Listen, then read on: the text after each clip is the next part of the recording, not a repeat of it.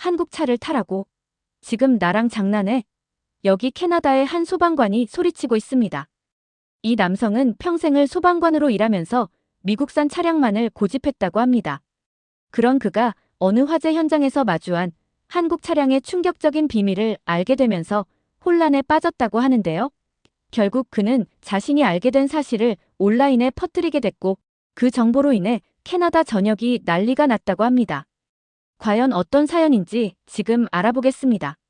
제 이름은 마이클 톰슨입니다. 밴쿠버에서 20년 동안 소방관으로 일해왔어요. 그 긴 시간 동안 한 번도 의심하지 않았던 것이 있다면 바로 제 차량 선택이었죠. 믿음직한 포드 익스플로러는 우리 소방서의 미국산 소방차들처럼 저와 함께 고난과 역경을 견뎌냈답니다. 또 하루가 시작되는구나. 선명한 캐나다의 아침, 제 포드에 올라타며 혼잣말을 했습니다. 대시보드에 붙어있는 가족 사진을 흘깃 바라봤어요. 아내 사라와 10살 딸 소피가 함께 웃고 있더군요. 소방서에서는 동료 스콧과 제임스가 이미 장비를 준비하고 있었어요. 우리 셋은 수년간 함께 일해왔습니다. 우리는 직장 생활뿐만 아니라 많은 신념도 공유했죠. 특히 자동차에 관해서요. 12소방서의 피터슨이 산 새 한국 SUV 봤어? 제임스가 고개를 저으며 물었습니다. 그 작은 아시아 차들. 스콧이 웃었어요. 진짜 충돌에서는 종이봉투처럼 구겨질 거야. 저는 완전히 동의하며 고개를 끄덕였죠. 미국산이 유일한 선택이지. 한국 차들은 겉모습은 멋져 보일지 몰라도 안전에 관해서라면 좋은 미국 기술을 따라올 수 없어. 이건 그저 말뿐만이 아니었어요. 진심으로 믿는 바였답니다. 우리 소방서는 항상 미국 차량을 사용해왔고 제 생각에는 그것들이 모든 면에서 더 뛰어났어요. 한국 차들은 그저 작고 불안정한 차량일 뿐 북미 도로나 재난 상황을 견딜 수 없다고 생각했습니다. 적어도 그게 제 생각이었죠. 그날 오후 경보가 소방서에 울렸습니다. 고속도로에서 큰 다중충돌 사고가 발생해 긴급 출동이 필요했어요. 스콧, 제임스와 함께 소방차로 뛰어가는 동안 심장이 빠르게 뛰기 시작했습니다. 사이렌이 울부짖으며 우리는 현장을 향해 질주했죠. 도착했을 때 완전한 혼돈이었어요. 최소 5대의 차량이 불타고 있었고 짙은 검은 연기가 하늘로 솟아오르고 있었습니다. 대부분의 운전자들은 의식을 잃거나 갇혀 있었죠. 제 팀과 함께 보호장비를 착용하고 구조장비를 잡아들며 훈련받은 대로 행동했어요. 파란색 세단에 사람들이 갇혔어. 스콧이 불꽃 소리 너머로 소리쳤습니다. 트럭 운전사가 아직 안에 있어. 제임스가 다른 방향에서 외쳤어요. 어떤 구조를 먼저 할지 결정하기 위해 주변을 살펴보는데 뭔가 제 눈에 들어왔습니다. 불과 연기병 너머로 3사람이 걸어 나오고 있었어요. 한 남자, 여자, 그리고 어린 소년이었죠. 그들은 그을음으로 뒤덮여 있었지만 심하게 다친 것 같지는 않았습니다. 어떻게 무사하신 거지? 그들에게 달려가며 중얼거렸어요. 40대쯤 되어 보이는 아버지 데이비드는 아들이 걸을 수 있게 도와주고 있었습니다. 그의 아내 제시카가 바로 뒤를 따랐죠. 구급 대원들이 가족을 데려갔고 저는 불타는 차량으로 돌아갔어요. 가족이 탈출한 차가 궁금했죠. 그것은 한국산 SUV였습니다. 외부는 화염으로 검게 그을렸지만 놀랍게도 사람이 앉는 내부는 여전히 괜찮은 상태였어요. 열화상 카메라를 꺼내 온도를 확인했습니다. 엔진 부분과 외부는 열기로 밝은 빨간색을 보였지만 승객구역은 훨씬 시원했어요. 마치 내부를 보호하는 보이지 않는 방패가 있는 것 같았습니다. 이건 불가능해. 저는 혼잣말을 했어요. 근무가 끝날 때까지 제가 본 것에 대해 계속 생각했답니다. 20년간 화재를 진압해온 경험으로 그들은 심각한 부상 없이 그 화염에서 살아남지 못했어야 했습니다. 그날 저녁집에서 저는 평소와 달리 조용했어요. 저녁 식사를 천천히 먹으며 생각에 잠겼죠. 아빠, 괜찮아요? 제가 별로 말을 하지 않는 것을 눈치채고 물었습니다. 오늘 구조 작업에 대해 생각 중이야. 대답했어요. 많이 힘들었어요? 사라가 걱정스러운 표정으로 물었죠. 사실은 놀라웠어. 제가 본 것을 설명했습니다. 한국 차가 불길에 둘러싸였음에도 탑승자들을 어떻게 보호했는지요. 그날 밤 잠을 이룰 수 없었어요. 전에 한 번도 경험하지 못했던 일이었죠. 한국 자동차 안전 기능에 대한 정보를 온라인에서 찾아봤죠. 발견한 내용은 저를 놀라게 했어요. 한국 자동차 회사들은 안전기술, 특히 화재로부터 사람들을 보호하는 시스템에 많은 돈과 연구를 투자해왔더군요. 어떻게 이걸 놓쳤지? 의아했습니다. 천장을 바라보며 미국 차가 최고라고 확신했었지만 오늘 제 눈으로 제 믿음과 맞지 않는 것을 보았습니다. 그 생각은 불편했지만 제가 본 것을 무시할 수는 없었어요. 그 한국 차는 오늘 한 가족의 생명을 구했습니다. 아마도 제가 당연하게 여겼던 것들을 다시 생각해 볼 필요가 있을지도 모릅니다. 내일 더 깊이 들여다보기로 결심했어요. 한국 차에 대해 제가 틀렸다면 제 가치관을 흔들 수 있을지라도 진실을 알고 싶었답니다.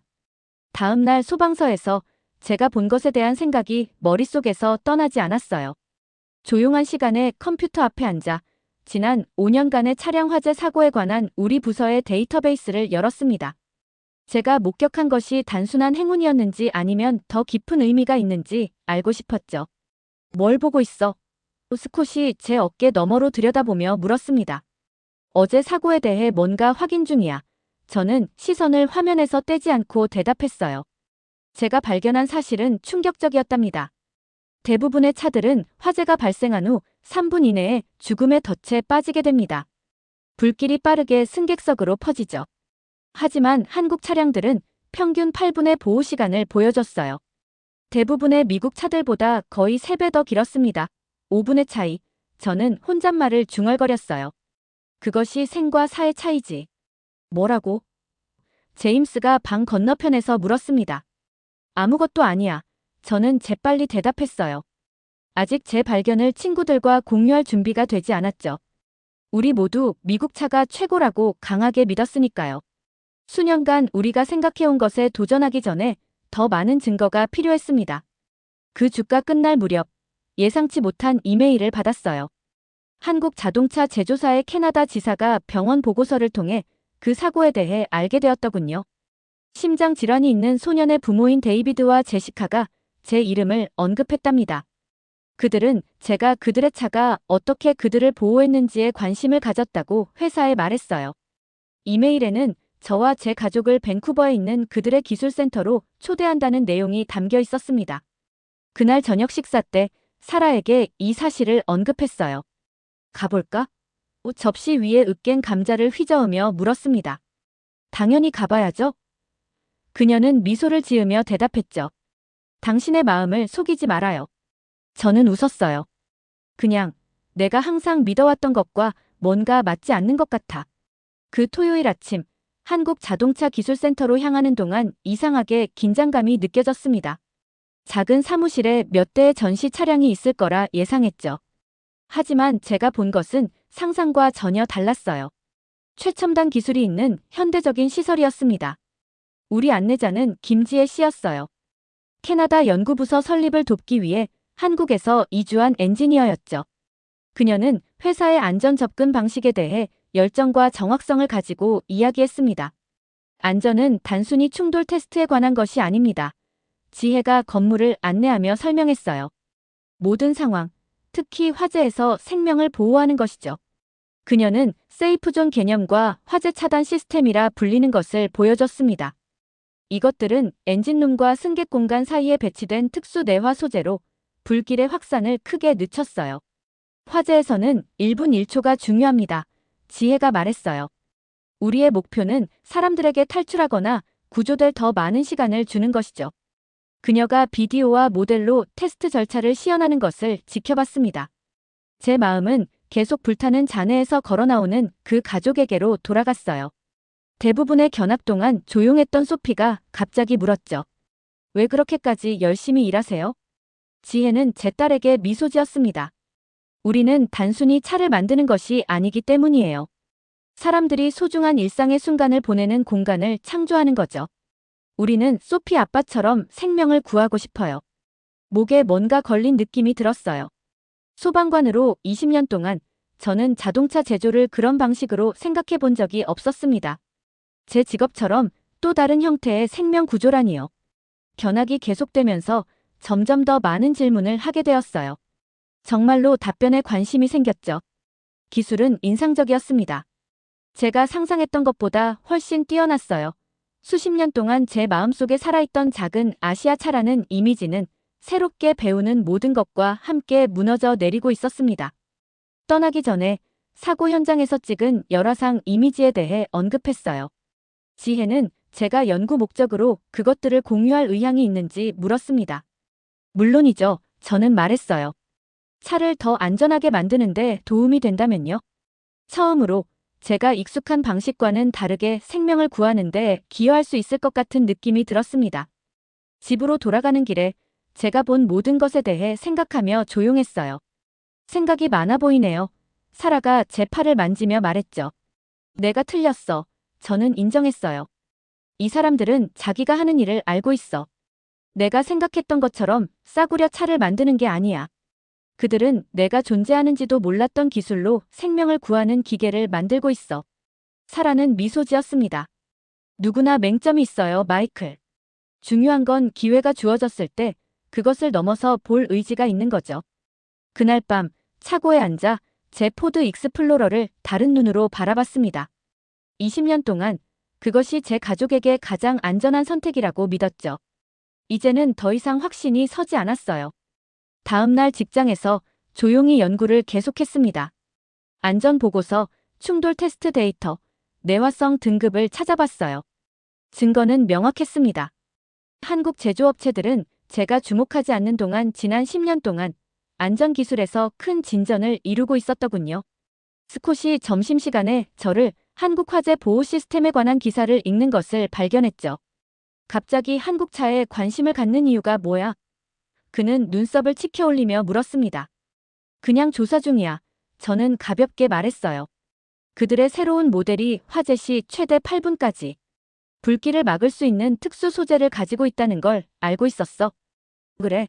그렇다고 해도 미국 차가 여전히 전반적으로 더 좋아. 스콧이 대답했지만 그의 목소리에서 불확실성의 흔적을 느낄 수 있었습니다. 난 그냥 사실만 보려고 해. 제가 말했어요. 브라우저 창을 닫으면서 제 안에서 중요한 일이 일어나고 있음을 깨달았습니다. 직업생활에서 처음으로 제 핵심 신념 중 하나를 의심하고 있었어요. 편안하지는 않았지만 필요한 일 같았죠. 만약 한국 차들이 제가 생각했던 것보다 화재에서 가족들을 더 잘 보호할 수 있다면 제가 또 무엇에 대해 잘못 알고 있을까요? 제 신념에 기반해 생긴 균열이 점점 더 넓어지고 있었고 그것이 저를 어디로 이끌지 확신할 수 없었어요. 한국 자동차 시설을 방문한 지 몇 주 후 소방서에서 커피를 만들고 있을 때 전화가 왔어요. 윌슨 서장이었습니다. 톰슨, 뉴스 봤나? 그가 흥분된 목소리로 물었어요. 아니요, 무슨 일입니까? 저는 무엇이 그렇게 중요한지 궁금해하며 대답했죠. 자네가 우리 교육 포털에 올린 열화상 영상이 바이럴이 됐어. 뉴스 방송국들이 자네를 인터뷰하고 싶어 하네. 거의 커피잔을 떨어뜨릴 뻔했어요. 뭐라고요? 어떻게요? 단순히 다른 소방관들을 위한 교육 자료로 한국 차량의 내화성에 대해 본 것에 대한 몇 가지 메모와 함께 영상을 업로드했을 뿐이었습니다. 아마 몇십 명의 소방관들이 볼 거라고 생각했죠. 전 세계가 아니라요. CNN과 BBC에서 오늘 아침에 전화가 왔어. 서장이 계속했어요. 이건 큰일이야, 톰슨. 정신을 차려보니 밝은 조명이 비추는 스튜디오에 앉아 있었어요. 메이크업 담당자가 이마를 톡톡 두드리고 카메라가 제 얼굴을 향하고 있었답니다. 완전히 어울리지 않는 곳에 있는 느낌이었어요. 3, 2, 1. 생방송입니다. 프로듀서가 인터뷰어를 가리키며 말했어요. 20년 경력의 밴쿠버 소방관 마이클 톰슨과 함께하고 있습니다. 인터뷰어가 시작했습니다. 마이클은 최근 고속도로 사고 현장에서 놀라운 것을 목격했습니다. 마이클 무엇을 보셨는지 말씀해 주시겠어요? 깊게 숨을 들이마셨어요. 저는 20년 동안 소방관으로 일해왔습니다. 제가 말했어요. 차량 화재에 대해 모든 것을 알고 있다고 생각했죠. 하지만 그날 본 것은 안전에 대한 제 생각을 바꿔놓았습니다.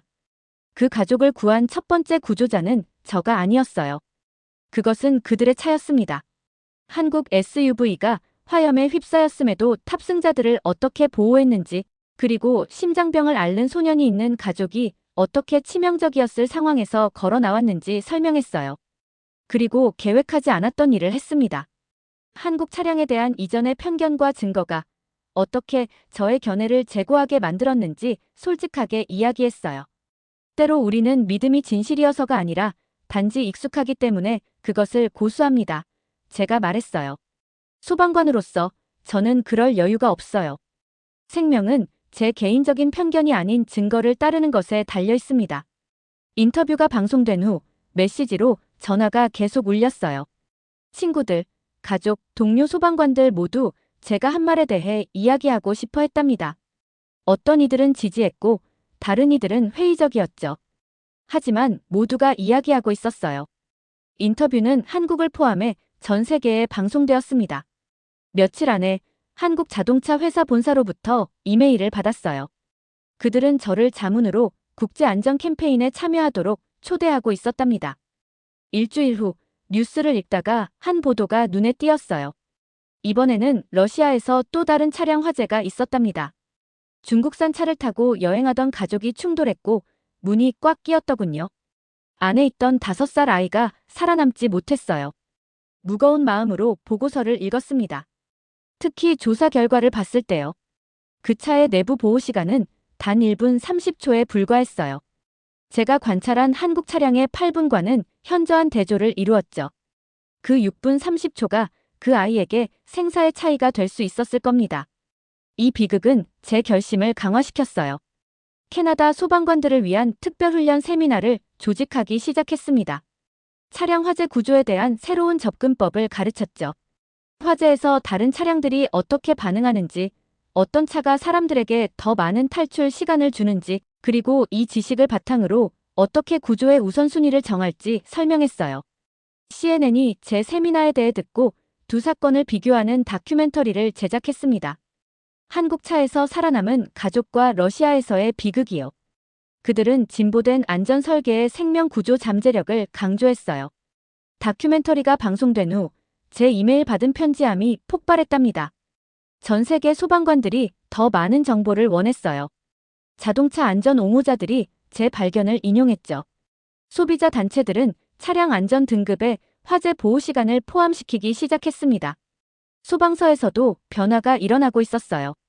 일부 동료들은 여전히 제 한국 자동차 집착에 대해 놀렸지만 다른 이들은 제가 배운 것에 진심으로 관심을 보였답니다.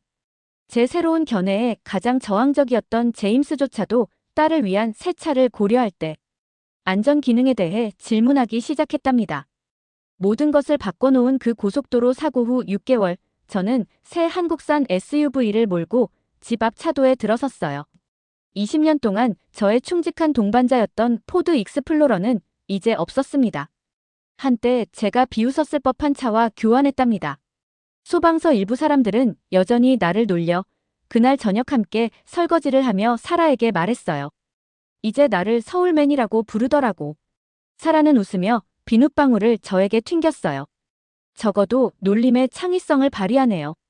맞아, 저는 낄낄 웃었어요. 하지만 다른 사람들은 점점 동의하고 있어.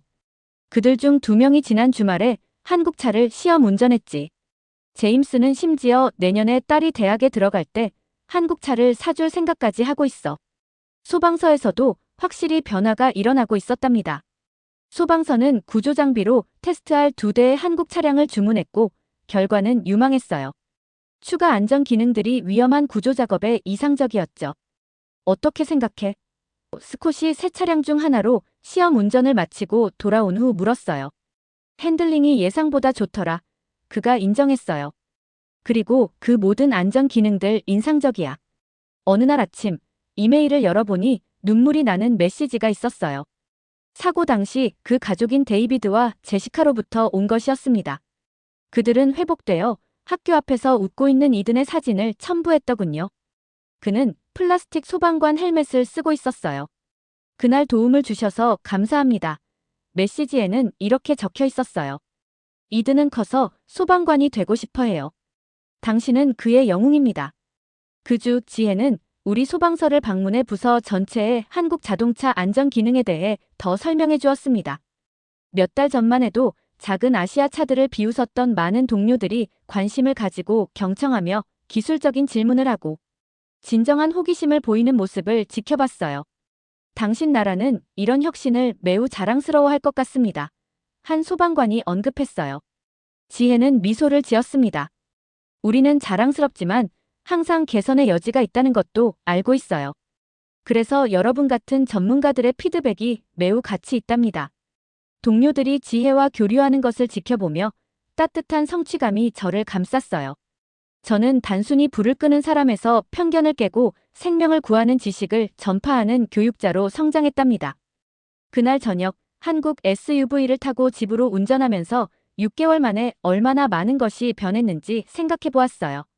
제 굳건한 믿음이 도전받았고 제가 틀렸다는 것을 인정하고 새로운 관점을 받아들일 용기를 찾았죠. 그 변화는 밖으로 퍼져나가 제 가족, 직장에 영향을 미쳤고 잠재적으로 전 세계의 생명을 구하고 있었습니다. 차도에 들어서자 소피가 손에 종이를 흔들며 저를 맞이하러 뛰어나왔어요. 아빠, 이게 뭔지 아세요? 한국 자동차 안전기술에 대한 학교 프로젝트를 했어요. 선생님이 반에서 가장 흥미로운 발표였다고 하셨어요. 얼을 받았어요. 웃으며 딸을 꽉 안았어요. 그게 내 딸이지. 아빠처럼요. 소피가 제 가슴을 자부심으로 부풀게 하는 미소로 대답했습니다. 그날 밤 차도에 서서 우리 집, 새 차를 바라보며 안에서 자고 있는 딸을 생각하니 깊은 평화로움이 느껴졌어요. 이것들은 안전, 성장, 그리고 열린 마음의 상징이었습니다. 진정한 강함은 오래된 믿음을 고수하는 것이 아니라 증거가 그 방향을 가리킬 때 새로운 진실을 받아들일 용기를 갖는 것임을 배웠어요.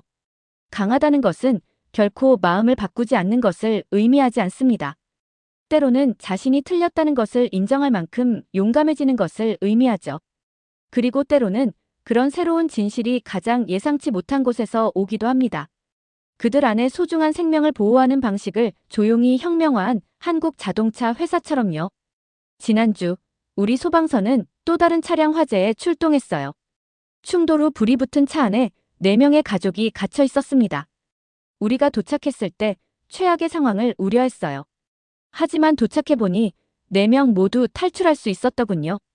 그들의 차, 제가 존중하게 된 것과 같은 안전 기능을 갖춘 한국 모델이었습니다. 충격을 받았지만 대체로 다치지 않은 가족을 치료하는 데 도움을 주면서 아버지가 제 팔을 꽉 잡았어요. 우리에게 8분이 있었어요. 그가 말했어요. 빠져나올 8분이요. 차가 우리를 구했어요. 고개를 끄덕였죠. 그가 무슨 말을 하는지 정확히 알고 있었으니까요. 3분이 아닌 8분. 생과 사의 차이를 만든 추가 5분이었답니다. 그날 밤 구조에 대해 이야기하기 위해 지혜에게 전화했어요. 당신의 일이 생명을 구하고 있어요. 제가 그녀에게 말했습니다. 실제 생명, 실제 가족들을요. 우리의 일이죠. 그녀가 저를 정정했어요. 당신의 통찰력이 우리 디자인을 더욱 개선하는 데 도움이 되었어요. 전화를 끊으며 저를 이곳으로 이끈 기이한 여정에 대해 생각해 보았어요. 사고 현장에서의 한 관찰이 20년간의 믿음에 도전했습니다. 그 도전은 질문으로 이어졌고 그 질문은 발견으로, 그 발견은 변화로 이어졌죠. 저뿐만 아니라 잠재적으로 자신들이 탈출한 위험을 결코 알지 못할 수천 가족들에게까지요. 모두 제가 알고 있다고 생각했던 것에 의문을 제기할 의지가 있었기 때문이었습니다. 모두 새로운 눈으로 볼 의지가 있었기 때문이었죠. 그리고 모두 한국 자동차 회사가 가족들에게 추가 5분을 주는 것이 그들이 모을 수 있는 모든 연구, 설계, 엔지니어링의 가치가 있다고 결정했기 때문이었습니다. 때로는 가장 중요한 여정이 우리를 새로운 장소로 데려가지 않기도 합니다. 그저 우리 주변의 세상을 새로운 눈으로 보도록 도와줄 뿐이랍니다. 오늘의 사연은 여기까지입니다. 이 영상을 끝까지 봐주신 모든 분들께 진심으로 행복이 가득하시기를 바라겠습니다. 항상 좋은 사연들로 찾아뵙겠습니다. 감사합니다.